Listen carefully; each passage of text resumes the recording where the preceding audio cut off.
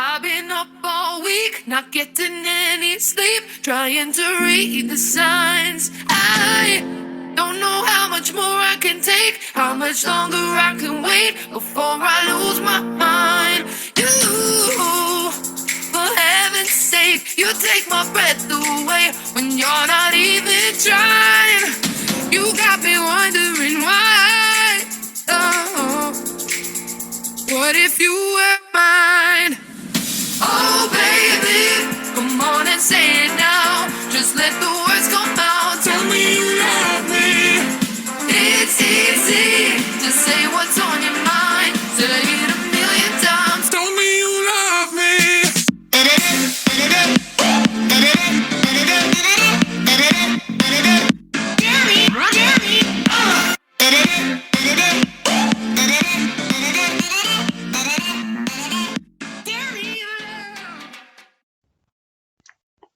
Okay. Second time's a charm. Welcome back, everybody. Sam's League, the podcast, week 11. Just me and my buddy Dan here this week. Other people have selfishly agreed to go to one of our friends' wedding, Dave DeMarco. Clearly, they don't have their priorities in sort. Dan, say hi to the people. Hello, everybody. It's nice to be back. I think I missed a couple. I think this is the first weekend someone's had a wedding that you haven't had. Yeah. I'm typically a part of these things, so you're a designated guest. But anyway, we were going to have John on, but shit fell through, and we're looking to have him on next week after hopefully a loss against your very own host. But we'll get into that later. Quick hits. Dems and Jack keep trading first place back and forth, especially after a bad loss last week. Dems drops to third. Drops to fourth. The current top four are as follows. It goes Jack, Alex, Chris, Dems. Jack only has the edge on Alex because of the points. They're both 7-2-1. I believe Chris is 7-3 and Dems is 7-3. There's currently a three-way tie for fifth place between Cole, Brendan, and Schmidt.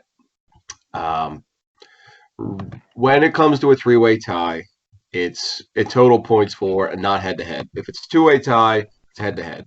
But currently, as points for, Electric Slides got 1041.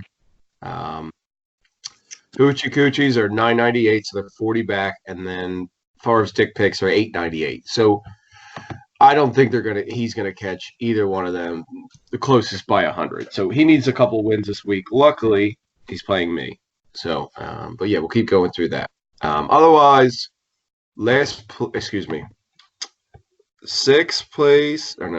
eighth place is Derek Henny, 9th place is Gruesome Twosome, both 4 and 6, one game out.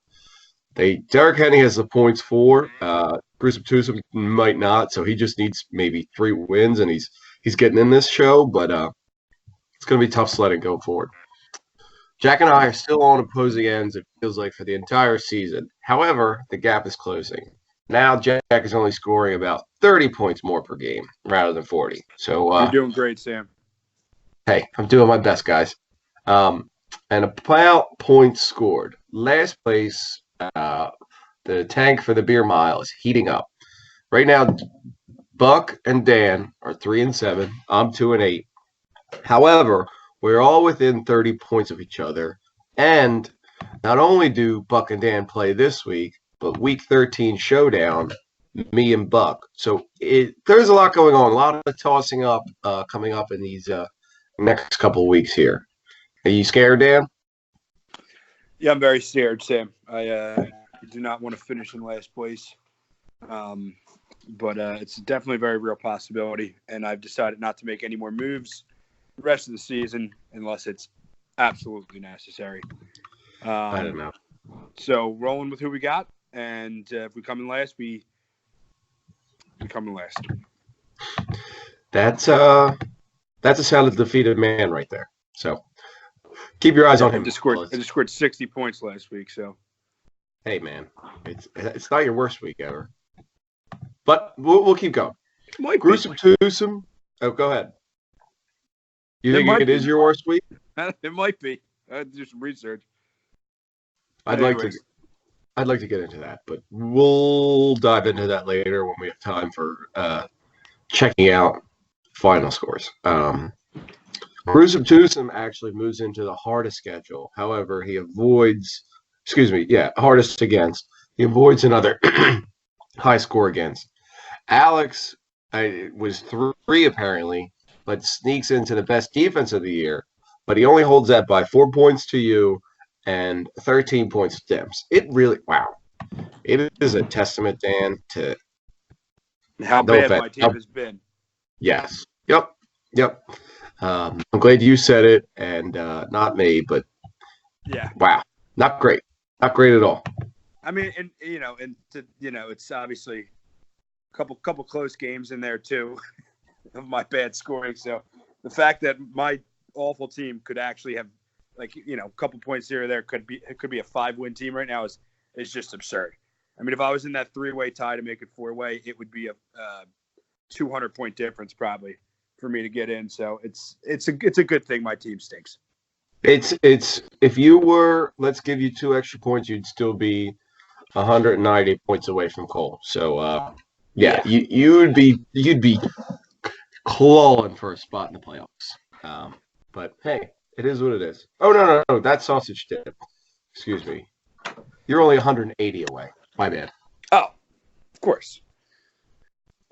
But hey, it is what it is. So rather than the best things we saw last week, just because it's the 2 of us, we're going to look at the 3 trades that went down right at the deadline. The first being Jack and Brendan, which was essentially boiling down to Julio for Aaron Jones. Now, Jack did pick up Ronald Jones, which is a nice little stash, especially for Aaron Jones getting traded away for a week or 2. But thoughts on this one, Dan? Yeah, I mean, Brendan obviously picks up a nice piece, a little keeper action. He needed running back help. Jack, obviously, shockingly enough, having the most points, had clearly just the worst receivers in the league. Due to injury, primarily, but still had terrible receivers. So decided to address that. Obviously, Jack was going to have to make a decision next year on his keepers anyway, with Kittle as late as he is. Had Aaron Jones, Chubb, and then, of course, Lamar Jackson now. So, he was going in with 4 anyway, so he didn't really, I don't think, really lost a huge keeper, and is obviously fighting for a 4th straight title appearance. So fair trade on both ends. It was a good one. Jack, I know, was shopping Aaron Jones for a while there. Which is crazy because Aaron Jones has been, I want to say, top 6 running back on the year, especially with – I mean, that's a lot attributed to the 4-touchdown game and the 3-touchdown game. But as someone who owns him in another league, he has been very good. Yeah, Aaron Jones, I think, is 14 touchdowns this year. He's as touchdown dependent as they come.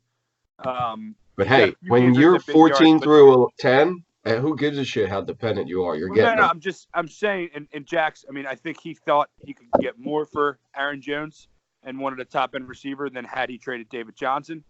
Obviously, David Johnson's not going as well, but I mean, there's going to be a few games where Aaron Jones might only have 50 yards, no scores, and it could hurt him in the long run. So I wanted the safety net of Julio, so I can get behind that. But again, it's definitely tough to trade a guy who might just score 23 touchdowns this year. It's hilarious. I think the NFL put up an Instagram video. It said players to drop, and David Johnson was one of the players to drop, and one of the players to add was Nick Chubb. I was like, is Tyler Downey running the NFL Instagram account? But looking at Brendan's team, he definitely had room to shed some receivers with Julio and definitely get a keeper, so that's good. But looking at Jack's team, I did not realize how bad his receivers were, with Tyler Boyd being his current number 2. T.Y. Hilton hurt. It's not looking good. The fact that Jack has made it this far without any semblance of a starting receiver on his team and is in, I want to say his points for are at least 100 past the next closest guy, but I'll double check that right now. Well, so he's at 1158, and the closest is 1041. So yeah, he's about 120 past the next closest guy, mostly due to the top 10 scoring defense that he owns. Excuse me, Well, top 10 in the league. He's got the New England defense. Lamar Jackson's the number one scorer, and Jones and Chubb were both in the top 5. I gotta say 7, maybe for Chubb. I don't know, but so overall, I mean, a couple of workhorses on that team. Exactly. But yeah, let's move on to this next one with Chris and Bill, which actually isn't even important because the real trade was for Chris and yourself. Well, yes. So this trade set up a little backstory here. As in, like an idiot that I was, me and Chris were talking about trading Tyrell Williams for Tyreek Hill. Excuse me, Tyrell Williams, not Tyreek Williams. Earlier in the week with a trade swapping of picks. However, I didn't realize Tyrell Williams played Thursday night. So when we picked up communication Saturday, I was like, oh, shit. So apparently that's not going through. Then Billy calls me aside and say, hey, how does trading picks work? And I was like, who are you going to trade with? Chris. I was like, who are you going to trade? Stephon Diggs. I was like, I will help this go through. I was not help go through, but I will make it easy enough for you guys to understand the rules and we'll convolute the waters. And again, it was essentially Diggs for a 5th with a 10th round thrown in and Adrian Peterson's dead body. So, what are your thoughts on this one? Do you think Diggs is worth? So here's the other thing. Big factor in this. Diggs is a keep for 1 year. However, he will be the 3rd round pick next year. 3rd round. Which is, he's locked into that. Now, you don't really have a whole lot of option with that if you want to keep him. Now, Chris did upgrade his wide receivers going. Not that he really needed it. He had Mike Evans and Amari Cooper. And he still has Tyrell Williams. But, yeah, he upgraded his receivers with Stephon Diggs without really shedding a whole lot. He's all in on this year for sure. I won't say. I mean, look, Chris got Tyreek Hill for Adrian Peterson and a 4th and 5th rounder, right? Yeah, I mean, which is he's given up a 4th and 5th round pick. I thought the original trade, Diggs in a 10th for AP and a 5th, I thought that was a little, I don't know. I mean, giving up a 4th to 5th for Tyreek, he's getting a 6th back and a 10th. I mean, he clearly upgraded by getting Tyreek Hill. I don't know how I would look at it with just Diggs. I mean, he's a good player from week in, week out, but again, he hasn't been the most consistent guy the past couple of years. Billy's tired of his shit. But Chris had a need. Although I didn't think receiver was his biggest need. Maybe I'm looking at his team wrong. I mean, he's got Kamara and Gurley and Darren Waller. I really don't think he needed a whole lot. He's got Mike Evans and I don't know. He didn't necessarily need to make that move, so selling high. That's why I thought for Diggs it wasn't crazy, but when he got Tyreek, obviously it made up for it. So good trade altogether for Chris.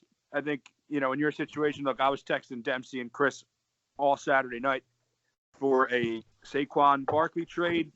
I was just kept holding out hope, and they weren't going for my 2nd rounder that I wanted, 3rd rounder. No. Chris was not budging off the 4th round price. I'll tell you that. Chris wasn't budging. I almost had Dempsey, and Dempsey then called me in the morning, clearly not understanding that the trade deadline was over. I don't blame him. Thought it was at midnight. Yeah, he called me in the morning, and I said, "Dems, it's too late." But I of course, Barkley followed that up with a 31-yard performance on about 15 touches. So, hindsight's 20/20. So, but whatever. But anyway, yeah. So it was. I love the action though. It was great. I'd like to see some more of this. It didn't seem too crazy. People just like stacking up 2nd and 3rd rounders and getting. That's where you have a problem. If you're just selling Saquon for like a 3rd rounder and then this guy for a 3rd, and then the next year you go in with all these 3rd. That's not as fun. But this was nice. It wasn't too much. Wasn't too crazy. It was a good first year of trading draft picks. I think it was. I'm happy.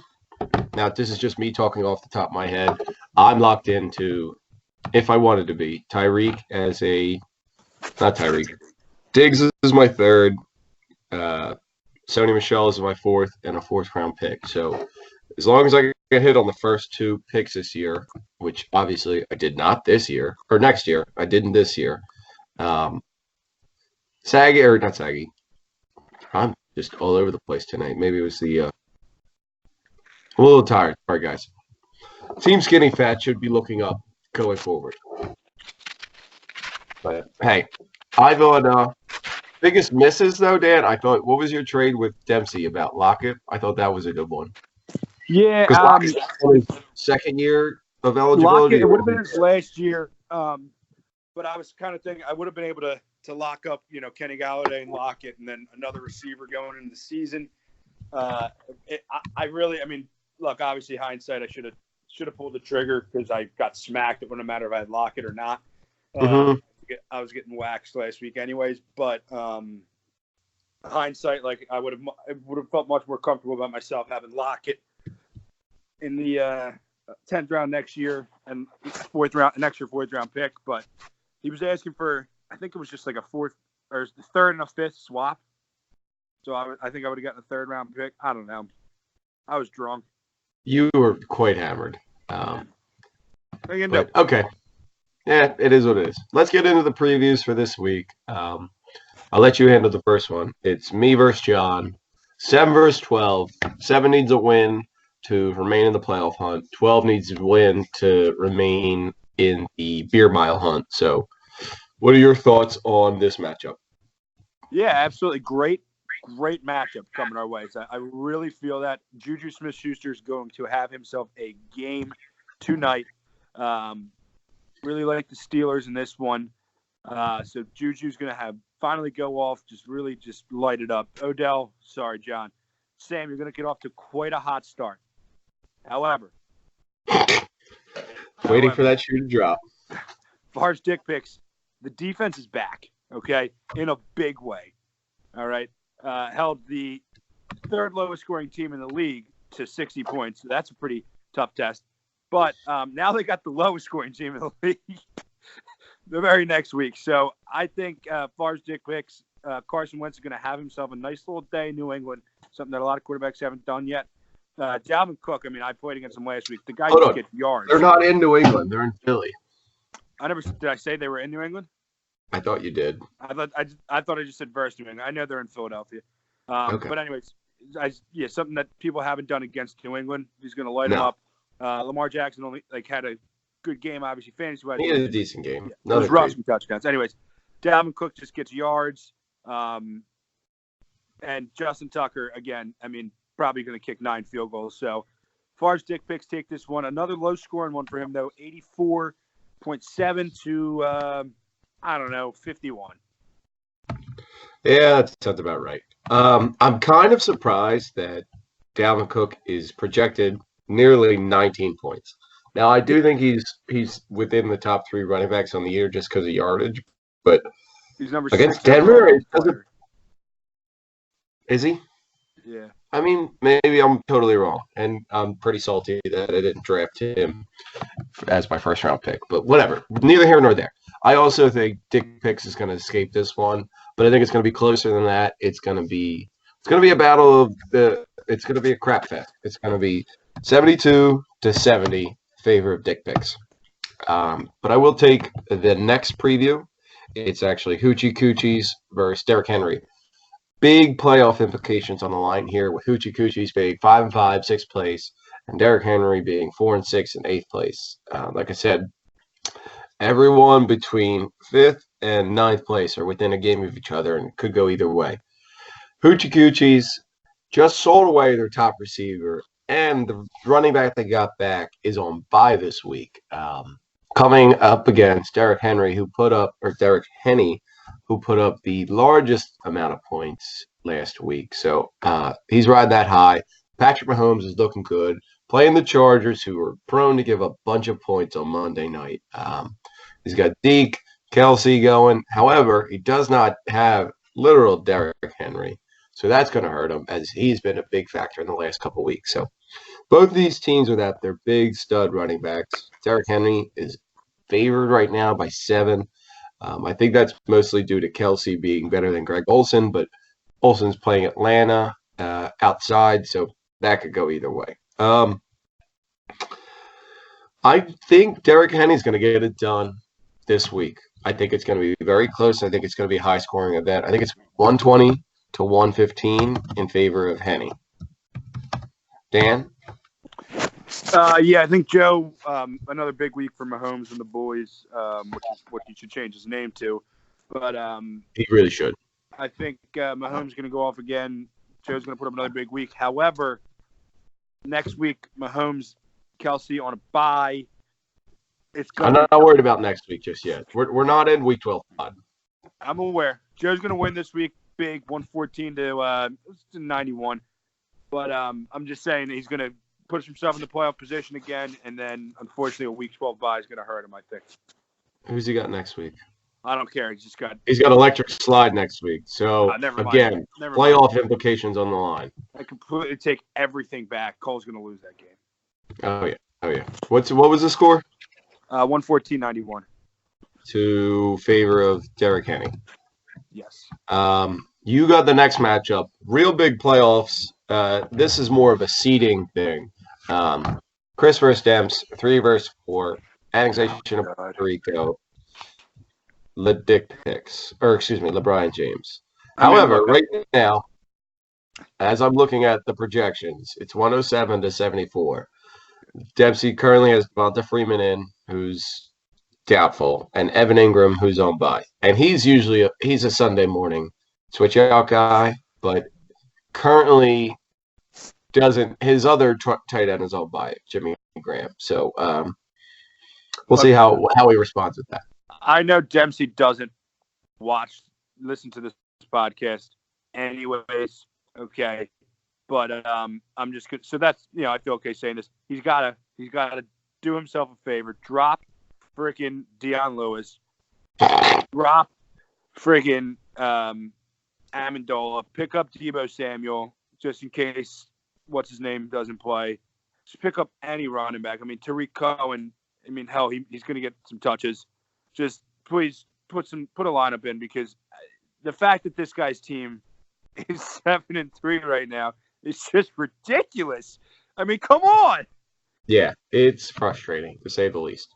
Oh my gosh! In saying that, he goes 8-3 by winning this week. 74.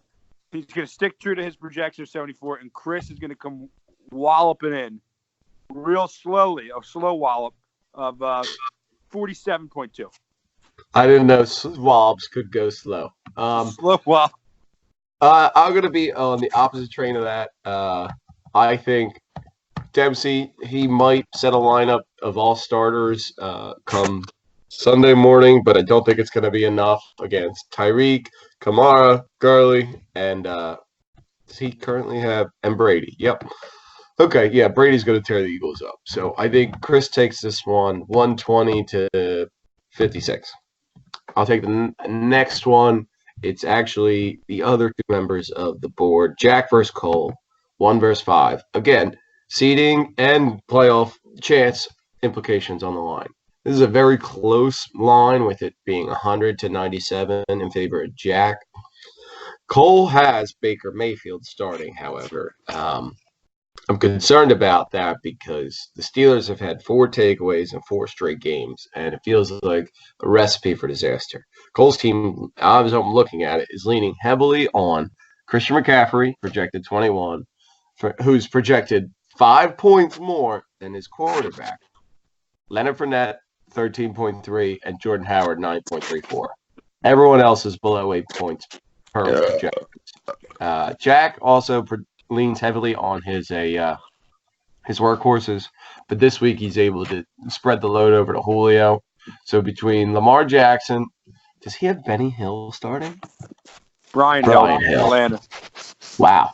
Ronald Jones, Brian Hill, Nick Chubb. Jack is facing some serious, I don't even know. It's just bad stuff going around. George Kittle's. Johnson, obviously.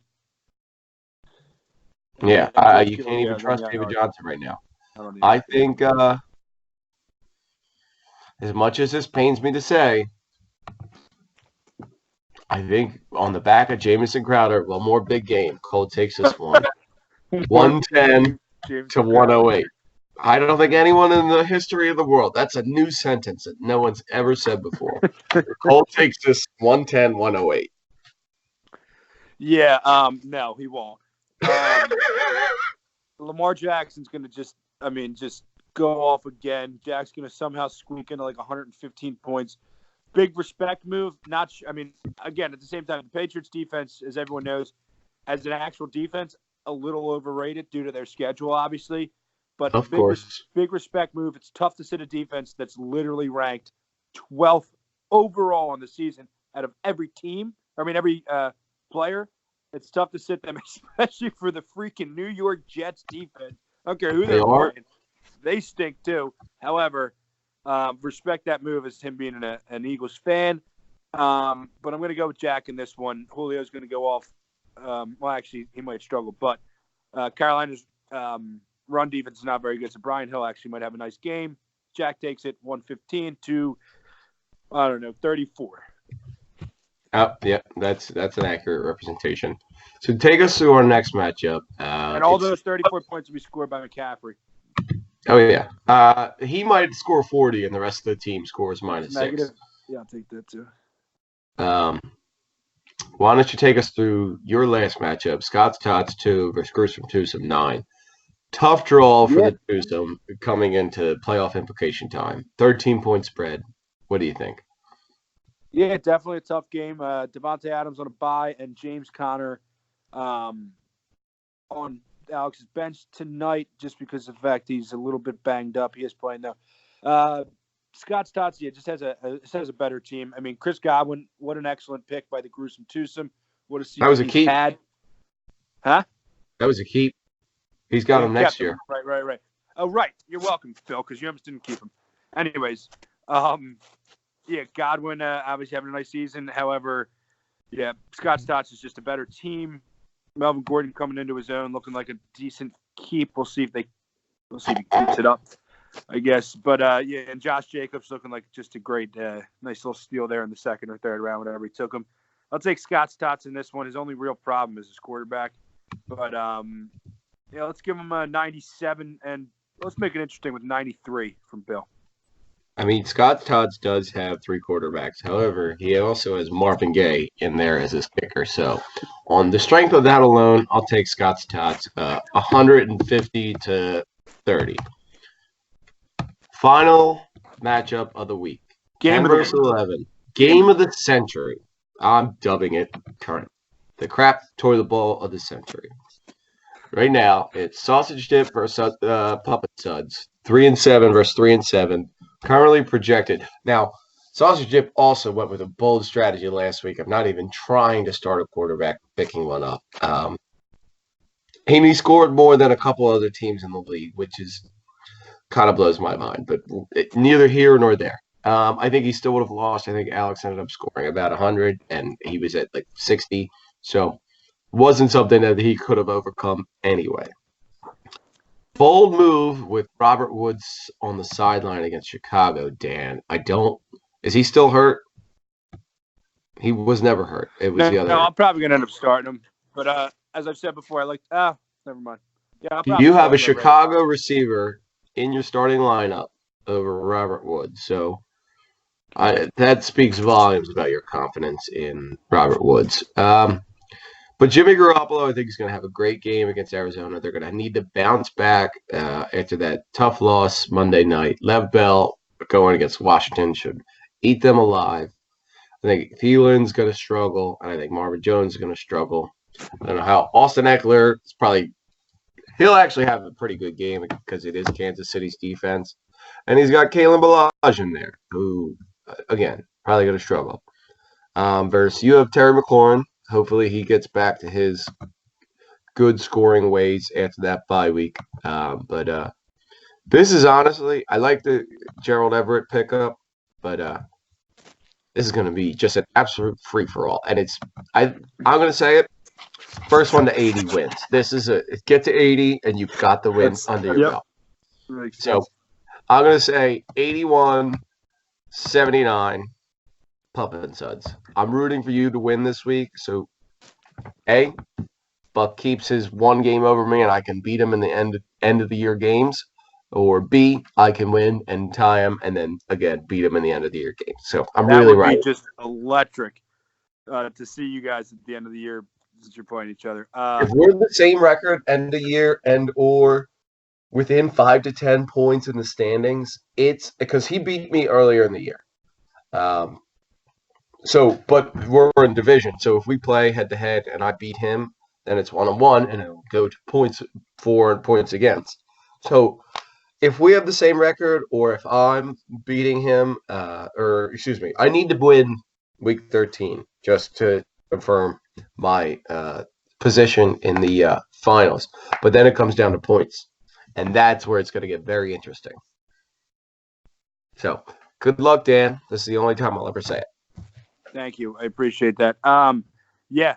Game of the year, game of the century, game of the, I might just start Allen Robinson over McLaurin just so I can have 4 players in the Chicago Rams game on Sunday night.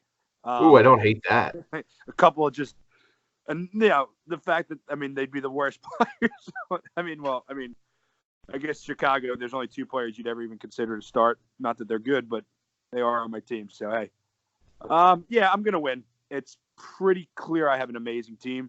And I disagree with you wholeheartedly. Not a race to 80. This is going to be a race to 145. All right. I'm going to win this one 145 to 143. It's going to be just an electric game. 145, 143. Okay. Yep. So there you have it, people. Those are the picks of the week. Last week was not a great week for picks. Dan, you were not on, so you remain at 18, 17, and 1. The only consistent picker that's currently over 500. I was 2 and 4 on the week. It dropped to 23, 24 and 1, or 0.490. Jack was also 2 and 4 on the week, and he dropped to 0.375. Our guest last week was Buck, I believe. Yes. And he went 1 and 5. So good picks all over the place. Hopefully we can redeem ourselves a little bit this week. But other than that, that's all I got. Dan, anything for the people at home? Yeah, I would just like to say you're welcome to Joe Phelan, Joseph Phelan, for the Pittsburgh Steelers defense. And I told him to pick them up. So I'll take all credit for that. Thank you. Oh, yeah, because he's definitely not paid attention at all this year. No, he called. We had a phone conversation, and I said, you need to pick up the defense. I said, go pick up the Steelers. I dropped them. I don't have a good enough team to hold 2 defenses. They're good. Yep. That makes sense. And okay.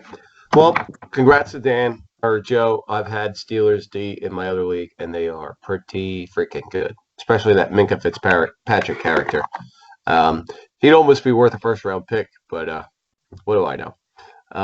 But okay, everyone, we'll be back next week. Hopefully we get John on before his trip to London. But it's gonna be mental. We'll see everyone next week. Later, guys.